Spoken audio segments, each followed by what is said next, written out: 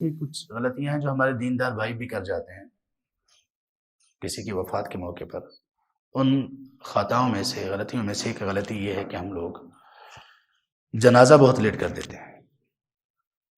جنازے کو کبھی لیٹ نہیں کرنا چاہیے بلا وجہ، چند گھنٹوں میں، جس میں یہ کہ بس قبر تیار ہو جائے اور کفن کا انتظام پورا ہو جائے، بس اتنا ہی وقت ہونا چاہیے۔ زیادہ تاخیر جنازے کرنا، گھنٹوں رکھنا، دن پورا رکھ لینا، یہ قطعاً مناسب نہیں ہے۔ نبی صلی اللہ علیہ وسلم نے فرمایا جو صالح میت ہوتی ہے، صالح شخص ہوتا ہے، تو وہ تو کہہ رہا ہوتا ہے قدمونی قدمونی، مجھے جلدی لے جاؤ بھائی، آگے کرو، مجھے جلدی لے جاؤ۔ تو جو صالح شخص ہو، اس کے اور اللہ تبارک و تعالیٰ کی جو رحمت ہے اس پر قبر میں ہونے والی ہیں، اس کے درمیان حائل نہیں ہونا چاہیے۔ بری بات ہے، یہ غیر مناسب ہے۔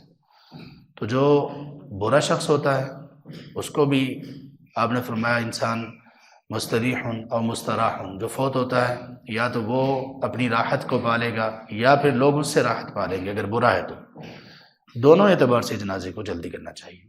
تو ہمیں یہ اپنی وصیت میں لکھنا چاہیے، ہمیں لوگوں کو اس بات کی نصیحت کرنی چاہیے۔ لوگوں کا انتظار فلاں فلاں جگہ سے آ رہا ہے، فلاں جگہ سے آ رہا ہے، اور ان کے انتظار میں اتنا زیادہ میت کو لیٹ کر دینا، یہ قطعاً درست نہیں ہے۔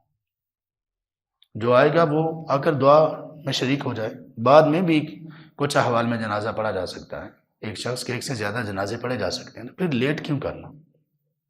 لیٹ کرنے کا کوئی فائدہ نہیں، بلکہ بہت سارے نقصانات ہیں۔ اسلام کی تعلیمات کی نہ صرف یہ کہ نافرمانی ہے، بلکہ اس کے ساتھ ساتھ جو میت ہے اس کے ساتھ بھی ظلم اور زیادتی ہے، اور جو میت کے گھر والے ہیں ان کے ساتھ بھی ظلم اور زیادتی ہے۔